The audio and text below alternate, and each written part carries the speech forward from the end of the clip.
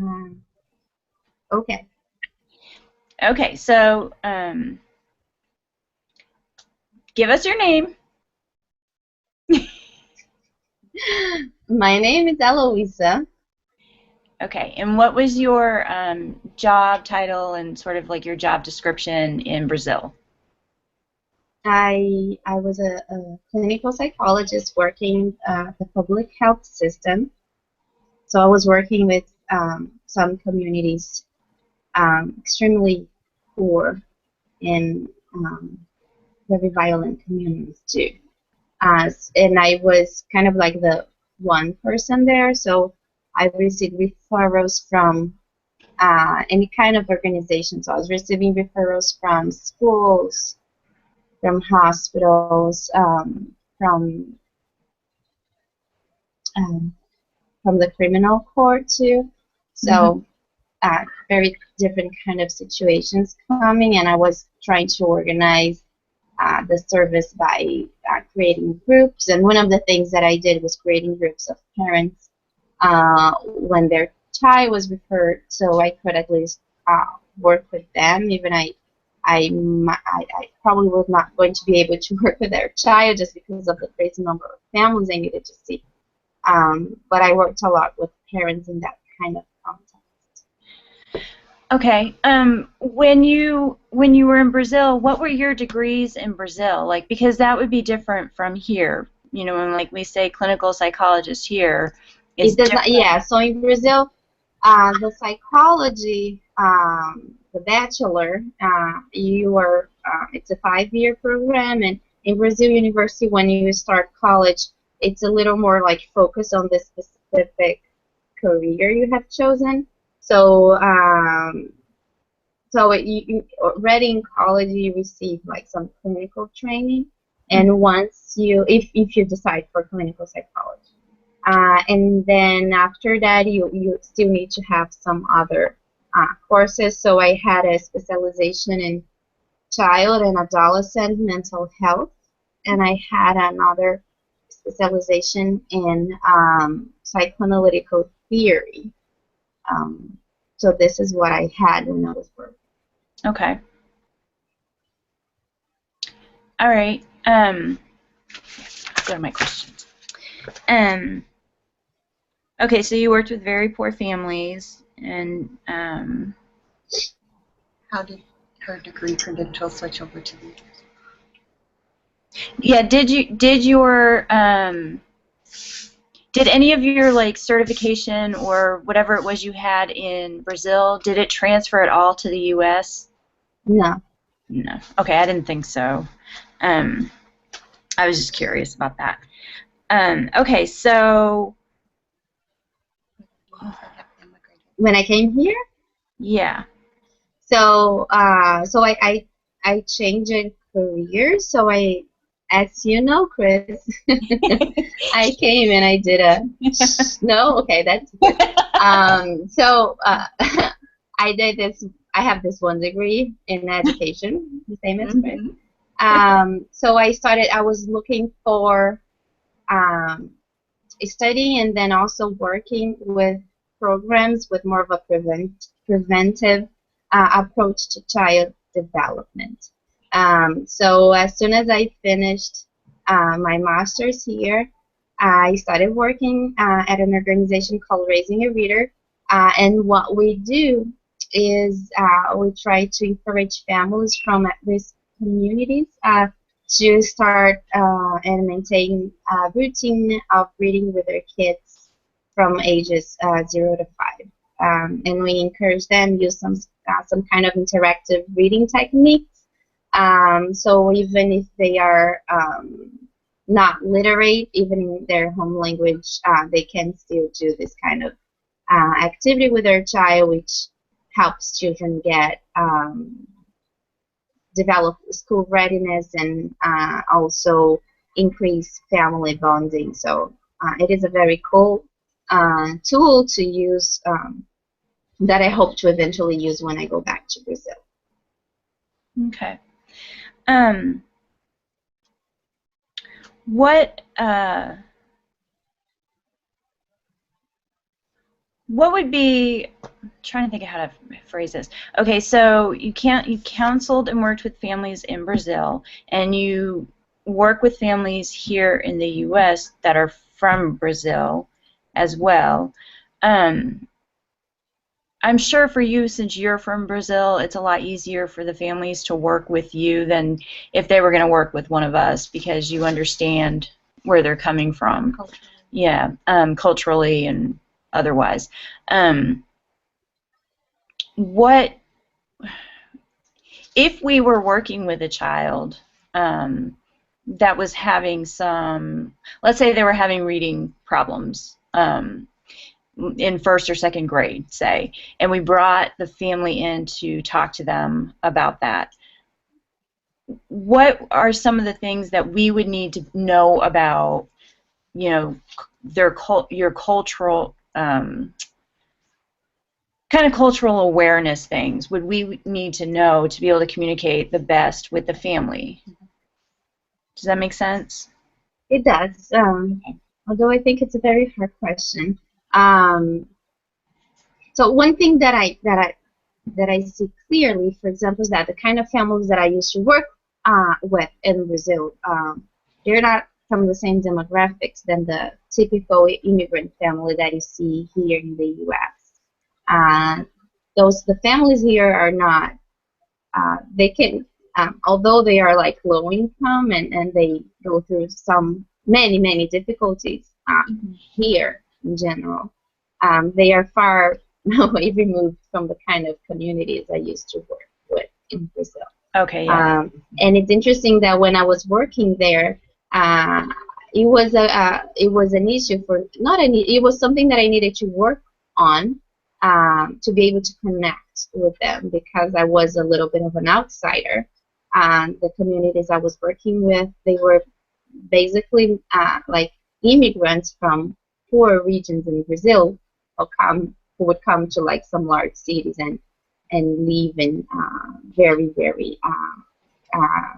deteriorated conditions. So we would have very different accents in Portuguese.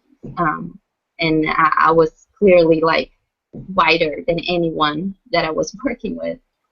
So I mean, there was this thing, like the different cultures exist in any group that you look at. Right?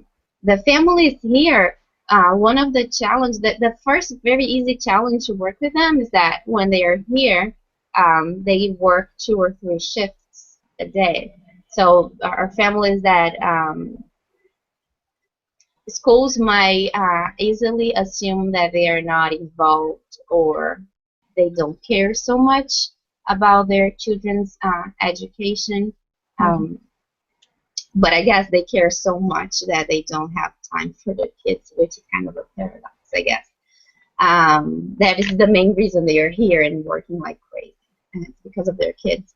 And this is a challenge that we have in our work. We want to have families come to workshops so they can discover the power that they have to influence their child's future just by doing some activities at home that helps their child develop.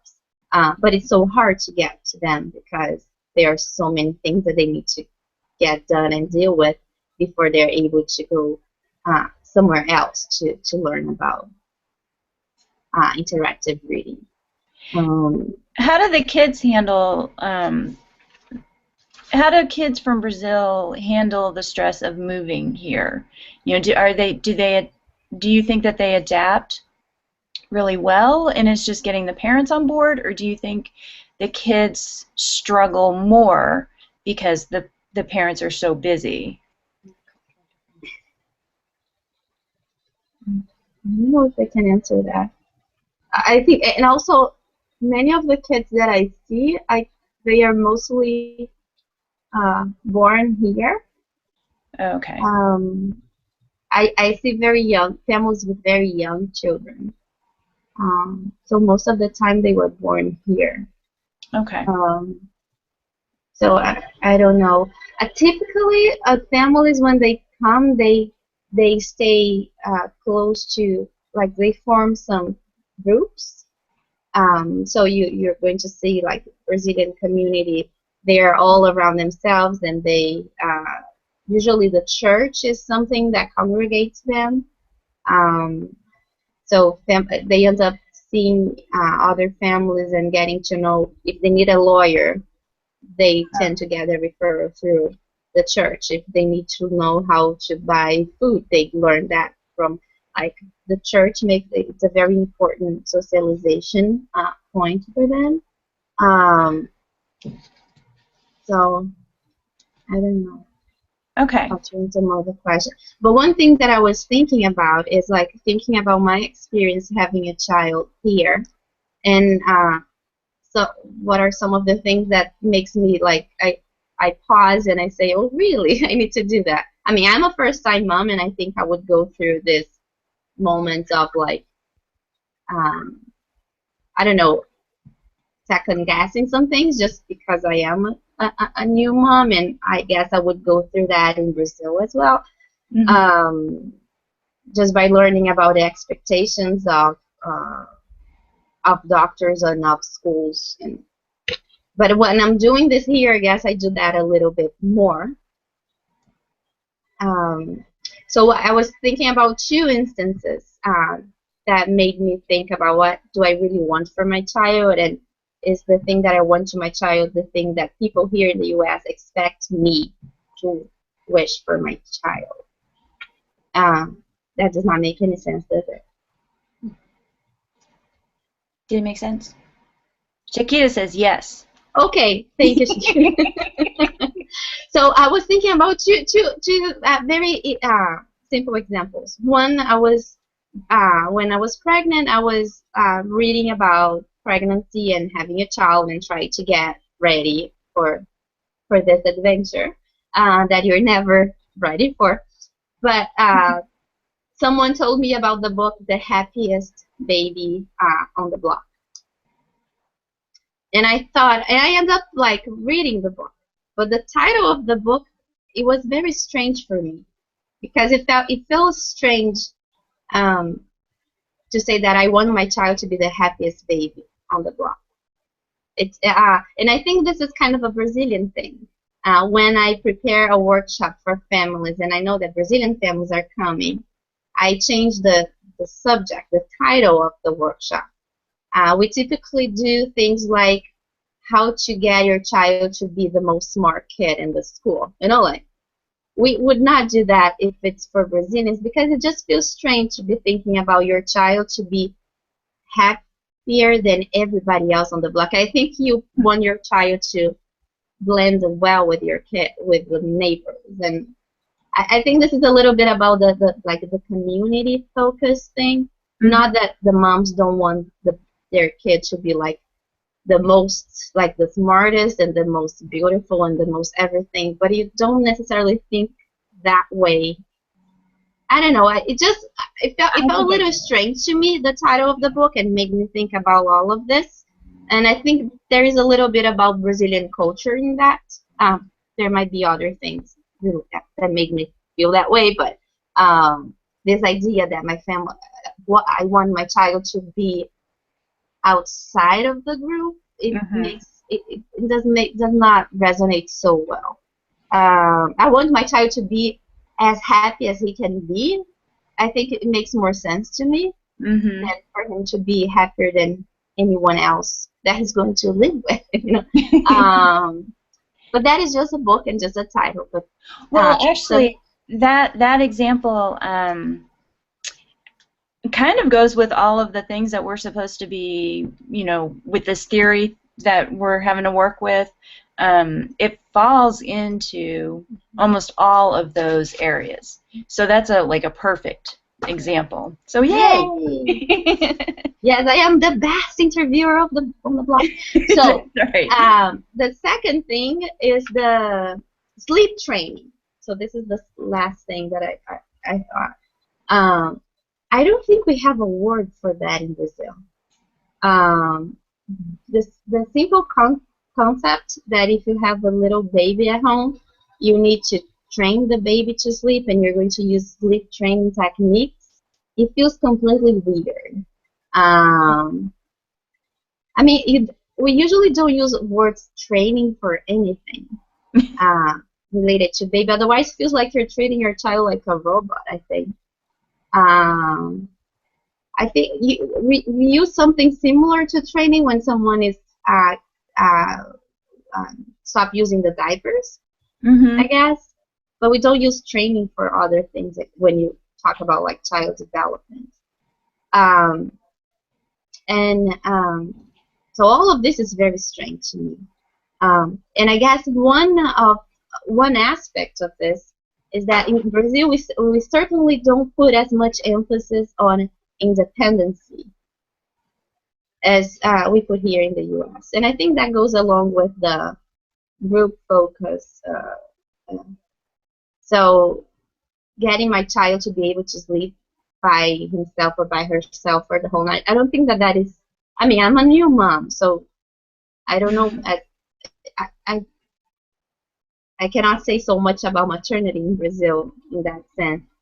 But I don't imagine that we share that kind of expectation that kids will be handling things on their own as soon as possible. You know, like that my child. So one thing that I know is that like we don't feel like we need to wean the baby from a bottle by the first year. Like you can have the bottle, you know. We don't feel like we need.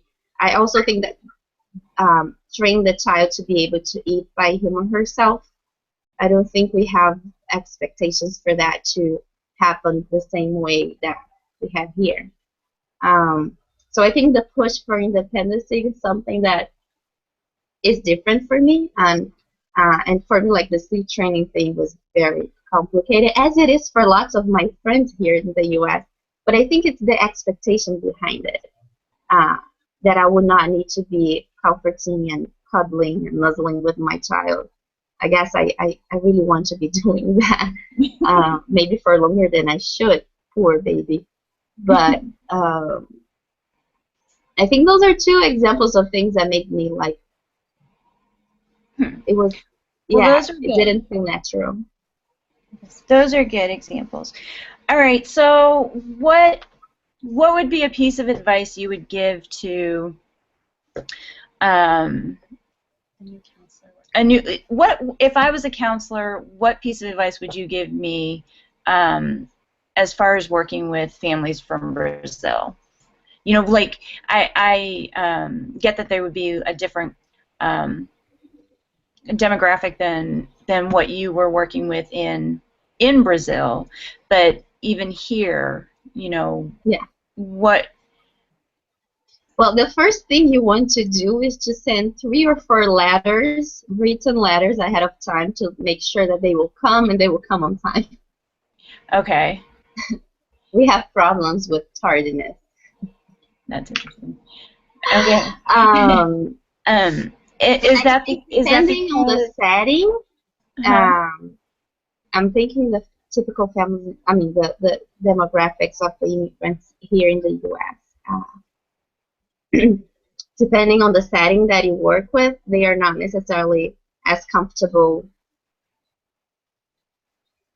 as naturally involved. I'm thinking it's school, like if you're in a school and you're going to invite the family to come in, I would maybe put an extra emphasis and even more time to make sure that the family is comfortable with the whole situation. Because I guess being an immigrant, you already feel a little bit of an outsider. Yeah. If it's an immigrant in the American system, educational system, you feel even more of an outsider. I'm not even assuming that there is no difficulty in speaking English, but just understanding, like you feel like the parent might be even more uncomfortable than another parent would be in that same situation. So it makes well, in that case, would you, as a counselor, would it be if that were the case that the parents, you know, are more uncomfortable in that kind of situation, to offer to come to them, you know, to do a home visit with them as opposed to them coming into the school? Are they I open? think if it's possible to give that as an offer, as for them to choose, it seems cool. Yeah. But I guess regardless of where it takes place, I would maybe explain very clearly, as much clear as possible, what is the person, who is this person, like Right. what I do. But I guess even before talking about the child, I would take some time to ask the parent about any kind of similar situations they can remember from Brazil. Like, do you remember if your mother or father ever needed to go to the school? Or have you ever needed to go to school to talk about a child before? How was it?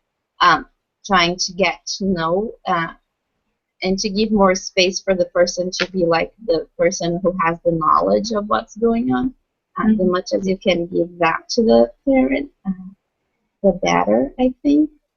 I think otherwise the person would be just too easily feeling like, or that he or she doesn't know much about the child, like the knowledge is all on the counselor. And the second thing is that too easily the person will disconnect from what is being talked about and feeling like being accused of something, like being inefficient, I guess. I guess this is, yeah. Do you have any questions? All right, I think we're good. Yay! Hey, you did awesome. Thank Yay! you. Thank you so much. Good luck, and I hope you like the cheese rolls. I'll try to nail the frozen one. It's just that it was hard for me to find the specific box Oh. that I can, and then I need to buy like dry ice. Don't worry about it. I made some earlier from the dry mix. It's all right. We're good. They're pretty good. Thank you. Bye-bye. Good luck, friend. All right, thank Bye. you. Bye. Ciao. Ciao. Ciao.